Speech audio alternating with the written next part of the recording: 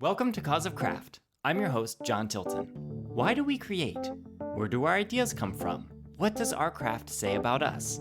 These are the ideas we explore here on the show. Each episode, I interview a different guest, from writers and painters to musicians and filmmakers. Together, we investigate the creative process and the reasons behind why we create. Relationships with family and friends are one of the most meaningful things in our lives, so it's natural that our art finds inspiration in them. This week's guest, Felicia Manning, shares how her family stories led her into the film industry and how they inspired her first screenplay. We also discuss creating projects with limitations, balancing family life with creative work, how to connect character with audience, and more. I hope you enjoy our conversation. Welcome to the podcast. Hey, John. Yeah, thank you for having me. You've had interest in film and specifically directing. What got you on that track where you were like, oh, you know what? I want to work in the movie business? I think for me, I started off with a love for reading and writing, like as a young girl. And I always was fascinated with just individual stories, probably starting with my own family. And my family goes deep with movies. Like we used to have when you had DVDs, like racks and racks and racks of movies, and just loved watching film all the time. And so I think that's kind of like, it was a natural thing for me. And then there was a personal story within my family that struck me, and I thought, like, wow, that would make an amazing script. I wasn't sure if I would go down that path, but I just made a decision at some point and thought, like, I want to be a part of filmmaking in some at some capacity. I don't really know exactly how, but I think I'm going to start with this story. Years have passed since then. I've been able to establish, a career so far, and at that early stage, there was so much learned in the process, that I would probably trace back 10 years and tell my younger self so much more things to skip the process. But it's been a fun journey, and yeah, I think I just started like in my early 20s, just knowing that I wanted to dive into film. You don't have to mention this specific family story if you don't want to, but when that story happened, was it a feeling that people should know about this, or were you kind of looking at things in your life and thinking, oh, that's material that I could use to tell an important story? At the time, I mean, and I'm pretty public about this particular story. It's a feature film that I've developed. I've written the script and rewritten it tons of times, and eventually reached a point where it was optioned by a producer and it was shopped around at studios. Like, I did the whole process. And so the film is called The Junkie, and it's based on my grandparents' life, where my grandfather was a heroin addict for 15, 20 years. And my grandmother, probably in her early 20s, really helped him fight against that addiction and kind of escape that whole lifestyle when using drugs was a felony at that time. It wasn't really seen as kind of health issue or whatnot. So I think it hit me that I felt it could be a universal story, because I didn't really want to focus on the drug aspect. That's a massive part of it, but I wanted to show that this is a love story, and it was their love for one another and their resilience in their fight that helped them overcome that obstacle.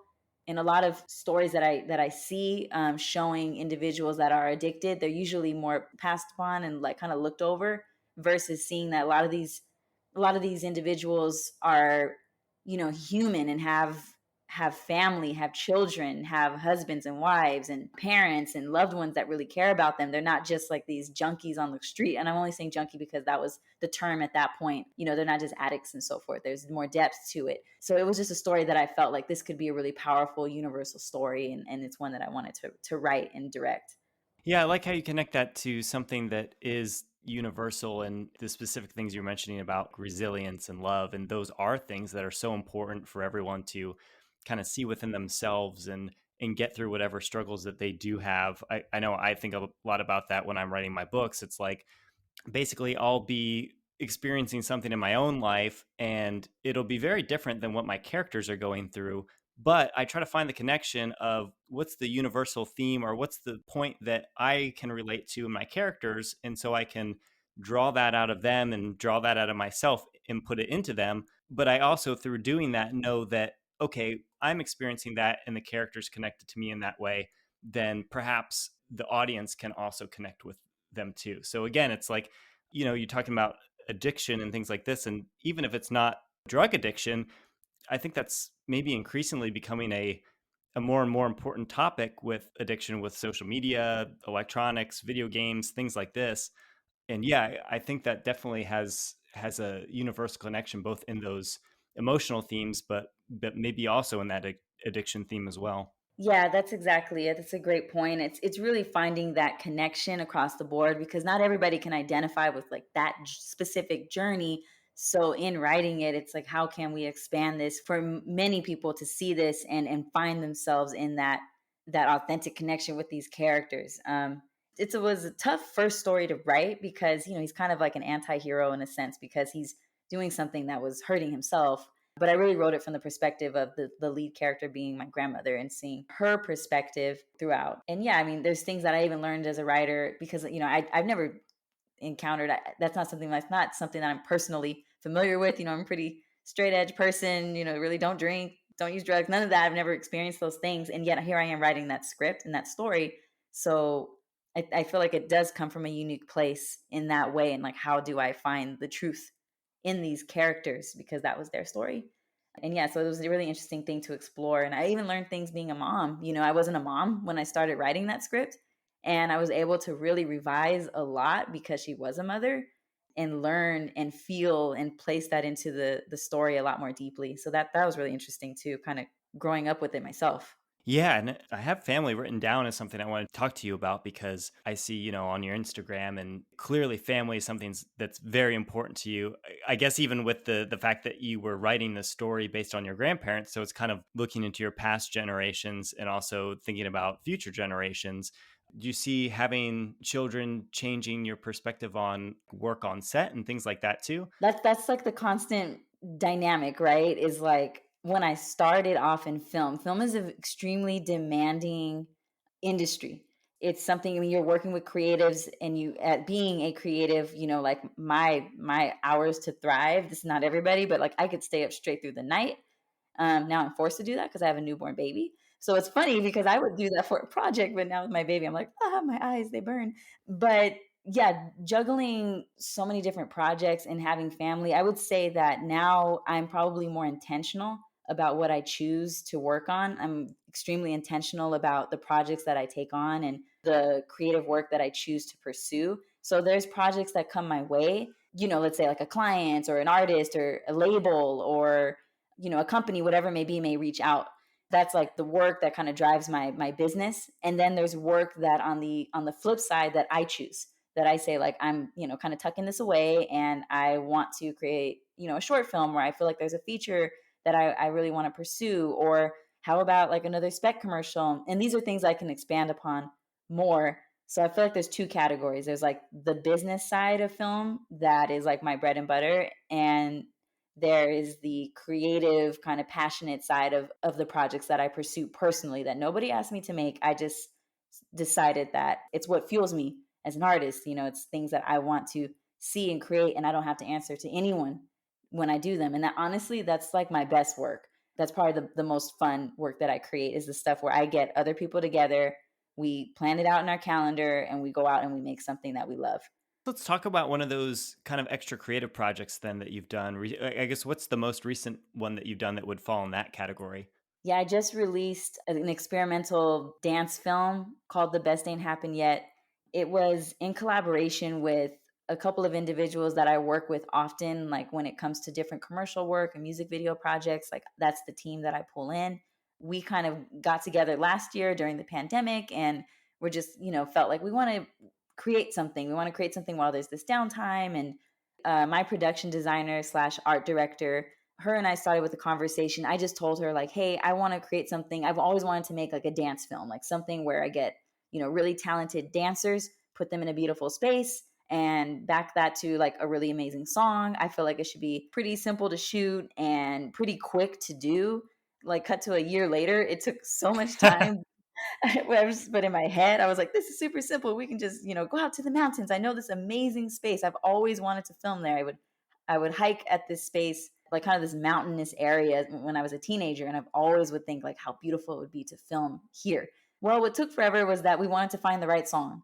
And I thought, well, it'd be cool. Like, I'm sure there's an artist out there. I'm sure there's a musician that is like cooking up music and they probably aren't releasing all of it. And there's probably a lot just sitting on their hard drives. We should start messaging artists. Okay, cool. So we start messaging and DMing and emailing, just hitting up individuals like, hey, do you have music? Hey, do you have songs? Hi, this is what we're looking to do. This is my body of work. hello, are you interested in talking? Finally got, some individuals that came back, and we came across an artist named Child. He had amazing music that he hadn't released yet, and he just said like, yeah, pick whatever song you want, and you guys can create to that. We also showed him what we would call like a treatment, like we kind of created like a mood board and found like just images and things to really sell the vision, to like really show what we were looking to do. And then it's finding the dancers. Okay, who wants to be a part of this? What kind of dancers? And that has to go hand in hand with the song.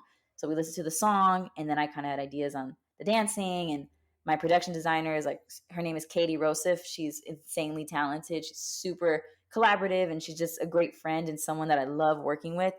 She just started reaching out to her contacts. The fashionable side of it, we kind of wanted to be like dance fashion, which combines into experimental. I also really wanted to shoot on film. That was just something that I thought would be really special. Film has a really unique look. It's also a little bit expensive, so like we had to get like X amount of minutes of film, so everything had to be timed perfectly, like down to the second on. When we started rolling, yeah, that's exactly what we get. We didn't really have a second time to do anything, which is kind of magical. Like I kind of loved it, because with digital, you can film endlessly. Like we can just have hard drives of just footage.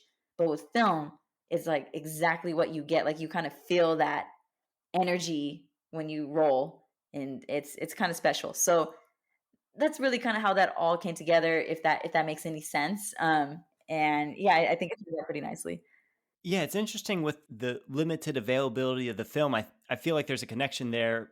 Obviously you're picking the film because it has a unique look to it and you've always wanted to work with it. But at the same time, it almost mirrors that limited availability you have as a person, with your growing family.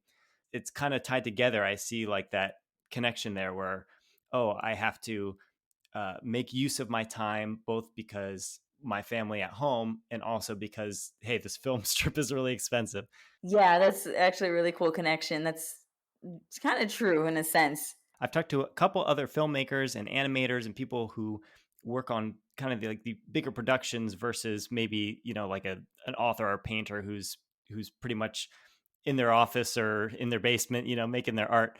You mentioned the number of people that you're collaborating with, and it's not just picking where to shoot, but it's picking what to shoot to and what the costumes are, what the dancing is like.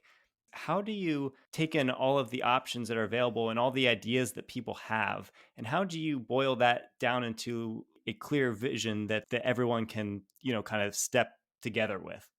That's probably the tough part, right? It's because film in and of itself is extremely collaborative art, right? Like I sometimes get jealous of the fine artists or the animators or the individuals, like the writers. Like that's why I like writing, because you can kind of just sit and zone in on what your vision is for that particular piece, which is also what you do as a director. But it does take more than one person. I've done things by myself, and it cannot look the same as something where you bring so many people together. There's always like this better quality to it. It starts with, especially as the director, right? Like I have to come with a really clear vision, and then choose where I wouldn't it's compromise, yes, but I also just see it as like flexibility.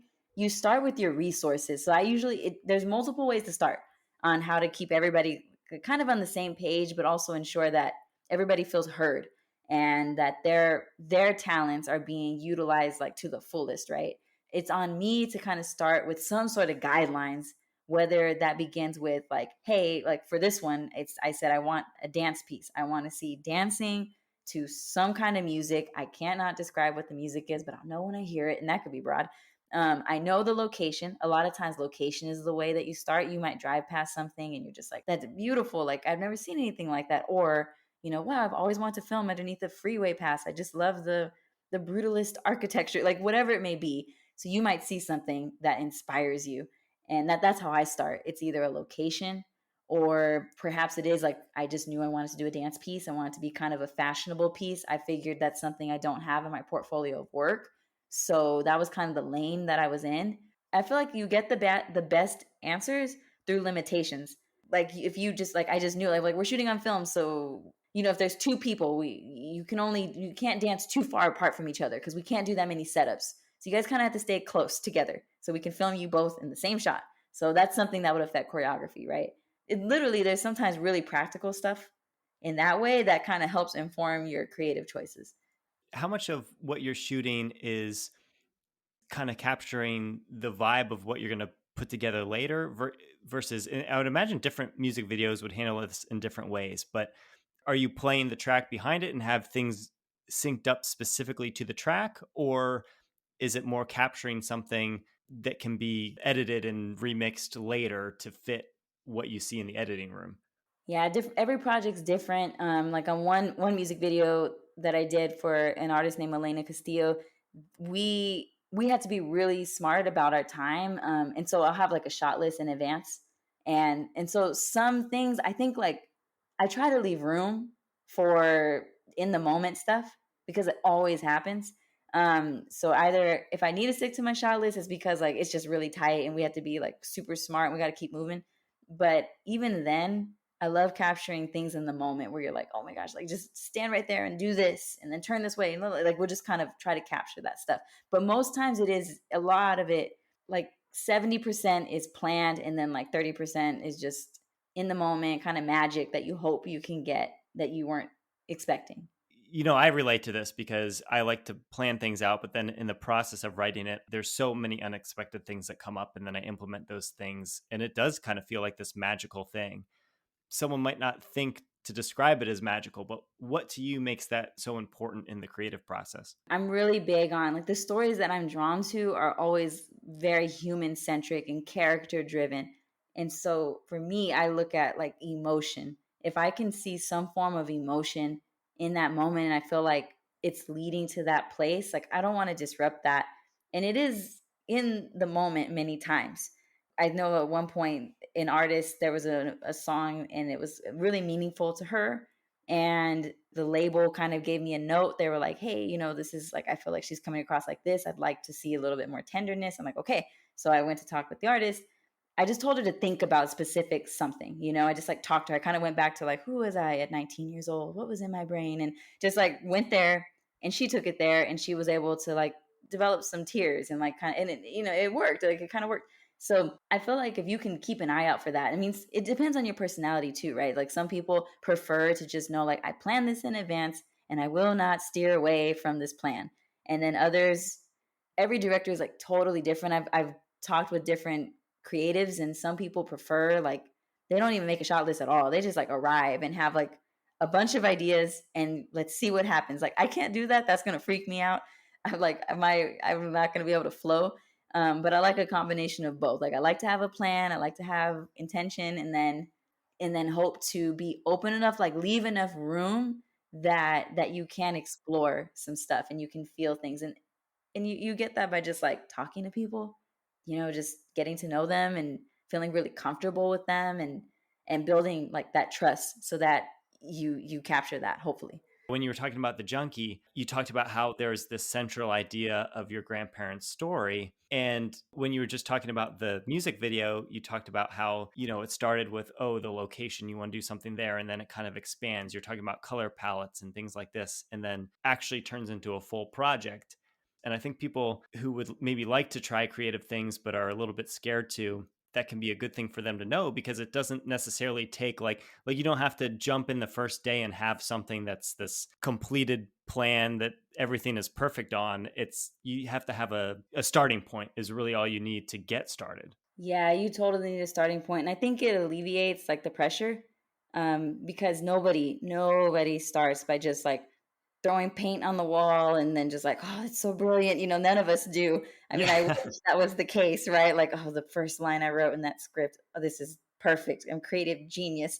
But that's just not the case. It's a process. And actually, I would say if I just took the first attempt at an idea and didn't explore any further, then it's lazy on my end. I didn't push it as hard as it can be pushed. And then the art is knowing when to say enough is enough, like on the flip side, right? Because then you could be like cultivating something like forever, and you have to really draw the line and just say we are going to make this thing.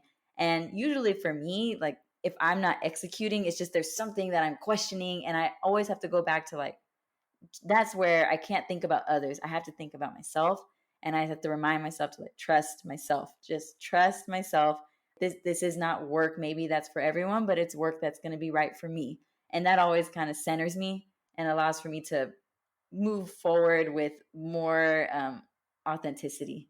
Let's talk a little bit about some of the more commercial side of things, these other projects. What do you feel like the biggest difference is between something like this music video you've done that's kind of out of your own creative ambition versus when a client comes to you? What's different about your mindset? What's different about your approach? It's like completely different in many ways because I'm trying to hear from them like what they are looking for. And obviously, if they're coming to me, it's because I have a certain, I'm hoping I have like a certain style and I have something that they want that for themselves, which is pretty cool. Like that I could create work and somebody can see it and say, I want that for me. And so I approach it very differently because I'm not accountable to myself now. I'm accountable to a company or a client, and and that's a completely different level. And so it's just being like really clear on what they want. And then my job is to kind of share my take on an approach. Like I'll usually come back with like a couple concepts of like and pitch that to them and then see what resonates and have those conversations to kind of lead to a final project. Have you ever been surprised by what resonates in them about your work specifically, or about ideas that you have, maybe one idea versus another that you don't necessarily expect going into it? Yeah, it's funny because, like, let's say if I'm coming up with concepts for a commercial, there's ones I'll think really hard about, and I'm just like, oh, I'm just like trying to push it and figure it out, and it's taking forever. It's not landing. I'm like, oh God, this sucks. And then I'll share that, and then there'll be something I'm like, this isn't that interesting, but I'm just going to include it because it came too easy, or it's kind of, we'll see. And that sometimes is the one that they like. And I'm like, oh my gosh, like I put so much effort into these other two concepts, but this one that I just put in last minute that I had in me, but I was doubting the whole time is the one that stuck with them. And that's happened a few times. So probably need to follow this trend. But yeah, and I do find that other people can probably tell me about my type of work a lot better than I can say it myself. Like I've rehearsed it and I've learned it, so I'm better at it now. But I think over time, it's funny hearing like how people would say like, "Wow, you have this kind of style and this kind of work," and it helped me define my own style because I couldn't really make that out for a while. I was like, I don't know what my style is. Yeah, you kind of get blind spots to your own work. You're so close to it, and it's difficult to see what's setting you apart because at least I get this when I'm writing. It's like when I'm writing, it's like, well, this is what it is. To me, I'm just like writing what it is and not seeing the unique spin and perspective that my own life experience is putting on the work. It's not until someone else looks at it that I can better appreciate the angle that I naturally took. Right, right. Yeah, I totally get that. I wrote a short, and I'm probably going to be shooting it at the end of the year. And it's something I've been sitting on. I wrote it a couple years ago, but somebody read it, and they completely like defined the project so much more deeply than I ever intended. I was like, okay, like that right there, I need to record and repeat. Like that is the pitch for this short film because I didn't know that when I was writing it. But that's so smart. Like, thank you for that piece of intel on my own work. Earlier we were talking about, you were mentioning, well, there's the way that you approach directing, and then there's the way you approach editing, and then there's the way you approach writing. Since we're talking a little bit about your scripts now, what do you feel the connections are, both similarities and differences, between directing something on set and when you're writing a script? How is that creative process similar, and how is it different? It's really different, because writing is a really intimate thing, and you're in your head, like, a lot, right? Like, I mean, you know that. You're just, like, in your head, and you're, like, in this space, and you're in this world, and you're just trying to develop it and make it as authentic as possible, and that process, like, the process of completing a script is insane. I mean, there's just so much involved, like, I always tell my husband, I'm like, "Every time I see a movie on screen, I don't care how horrible it is, not that I think that like tons of movies are horrible, but if let's just say there's a movie out there that happens to be quote unquote horrible. It's still a miracle. It's still a miracle that that got on screen because it is so much work to get a film made. So the writing process is like an entirely different beast because you have so many things and so many plot points and so much that you have to build in this world before you can finally start shooting it. And that's what I like about commercials and music videos and this other work because it to me it's more immediate because I started by saying I'm going to make a feature film. Yeah, and I was like bright-eyed and bushy-tailed, and it just was a lot of education, and it's a ton of work, and it takes a long time. So commercials and music videos is a way to still like stay behind the lens. It's a way to write quick things and still get it made, and those can still take a lot of time too. But script is just a process. I feel like it's more internal. It's like it's me and my screen and late hours and early mornings and just constantly thinking and researching and cultivating the story and the formatting and just all of it. By the time I step on set, let's say to shoot something, that production part is like a big payoff. It's just a really big payoff because it's just really fun. You finally get to leave the isolation and be around individuals that all are creating together to like for this common goal, and it's just extremely fulfilling. So I love getting on set and writing. I love that side of it too, but it's just longer. It takes a lot longer. So you have this more immediate kind of reward when you're on set, but clearly you like to write as well. So I guess what is it about the writing of the scripts that gets you through the fact that it's going to be hard, it's going to be isolating, it's going to take so many revisions and research? What is it about having written something that makes you want to spend that extra time and effort? I think it's just the creative freedom that you have to tell a story that you really care about. And it's worth it in the end because it's something that will always speak to you. For me, it's a deep passion, and it's just having like the most creative freedom and flexibility to like explore and create something that I want to make. So instead of, especially when I come from like now commercials and work that is tied in with clients, who I love, like I have great people that I work with on that side. But when I work on scripts, it's just something that I can write a story that's true to me and not maybe have to be accountable to anyone else. And eventually I do. I mean, if I want to get it made, like it has to be shown and read and shared and so forth. You got to get people on board. But at least it starts with the idea of like this is a story that I feel extremely like strong about, and I think that it will impact the world in some way. You know, like I prefer to make work that's like inspirational, that will have someone exit and say like that made me feel better, and that means something to me. That's probably like why I do what I do. Have you gotten to seeing your work with an audience, either with a music video or with any of these short films? A few times. It's not all the time because a lot of things that I create are digital, you know, everything's online. So you the most we get is like little fire emojis and like, but Yeah. yeah, I have been able to see my work screened before, and it's really cool. Like it's so cool to hear people like laugh or smile or like oh and just have a reaction or response. Like that's awesome. Like you're getting feedback on your writing or feedback from clients. Do you find the feedback that you get from the live audience to be surprising in some ways? Yeah, sometimes it's different, you know, like you can get with clients, it's really just one person's perspective, and you have to like I have to answer to that individual's perspective and, you know, their department or like their superiors, whatever it may be. So that has its own kind of like limitations in a sense, right? And then when you have like people watch it, like I'm always really critical of my work. Like I'll see it and I'm like, yeah, you know, I always have something to say. I need to stop that. But I think that when I show it to just like everyday, like just people that aren't in film, you know, they have no interest in that. They just receive what you create and they always love it. And it's like so fulfilling, right? I mean, not always. I don't want to sound like I have an ego. Like, yes, everything I put out is so brilliant. But like audiences or viewers or people are just like way more forgiving. They just enjoy to see things that are meaningful, I guess. I don't know. I feel like I butchered that answer for you, John, but No, I think it's good because I think, it goes back to what we were talking about before with like you have a blind spot to your own work, both in the sense of understanding what might stand out about it versus something else, but also you end up not being able to see the best aspects of it because, I get that too when I'm creating something. It's like, well, I see everything that I want to improve. But at some point, like you said before, you have to finish it and you have to be done because, or else it's going to be eternity until it's finalized. And so you have to accept your own limitations and accept that it's not going to be perfect to you and that the people who experience it, they're not going to see it with the same vision that you are, in that vision being, oh, this is what I need to work on, this is what I need to revise, because I think for artists that's just a never ending cycle.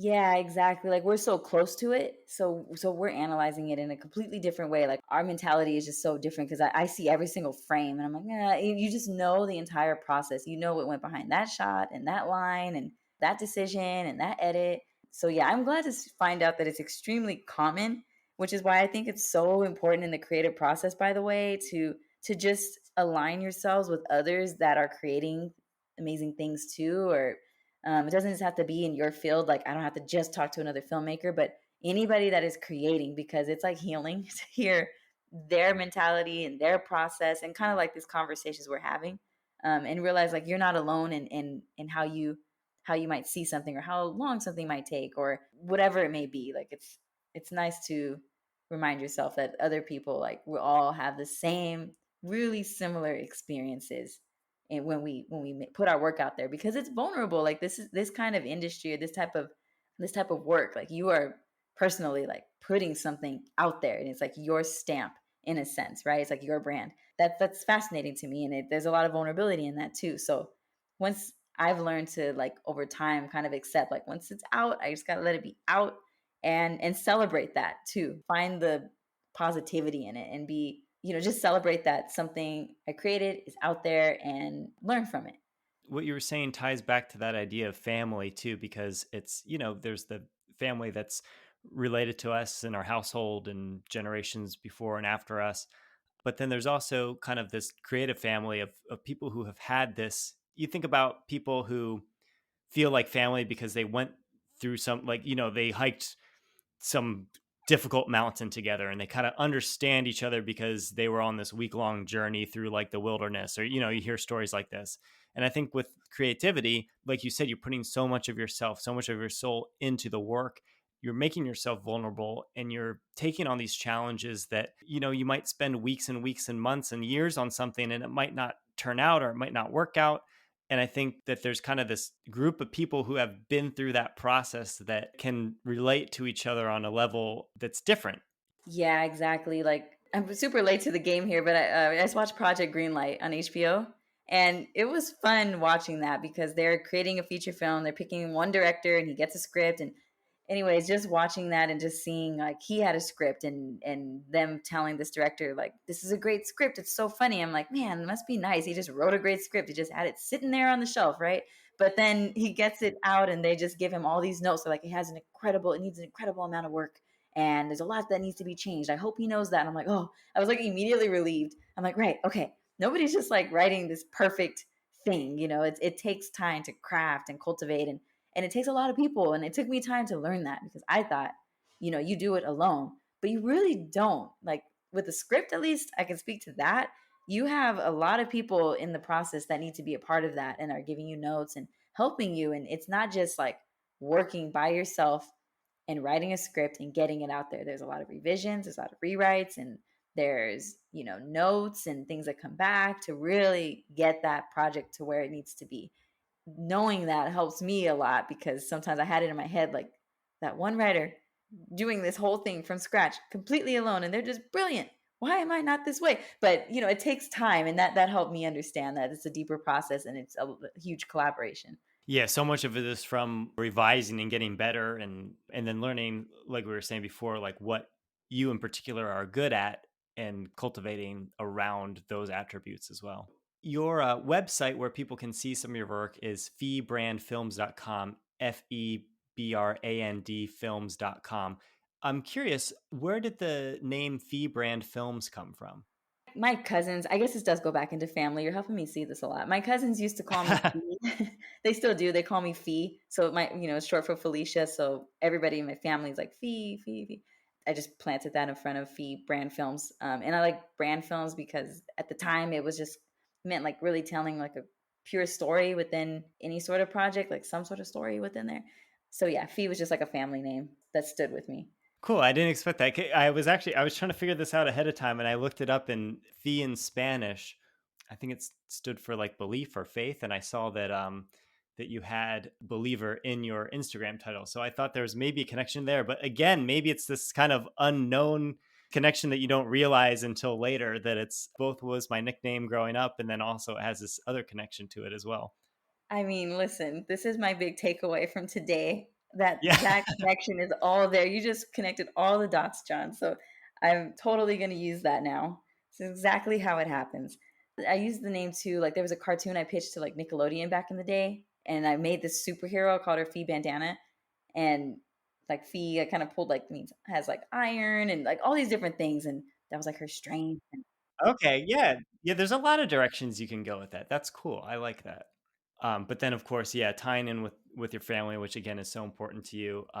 I've found that thinking about family, and even it's not the same as having kids, but we have a dog, and when we got the dog, it's like there's just something extra then that like goes into like my creative writing and things like this. Like it's interesting how the important things in life can sometimes be the most important influences on us as well. I think a lot can offer inspiration. Like a lot can offer inspiration if we just pay attention to it and write it down. Like I'm making more of a habit to continue to write down like the little random things that I'm like, that's kind of funny. And just so, because I actually forget. So it's better to just, I kind of have this ongoing list of just things that I feel like stand out to me. Felicia, it was amazing talking with you. I'm so glad we could do this. Thank you for spending this time and sharing your work with us. So, I guess we already mentioned your website. Where are other places that they can find you on Instagram or on the web?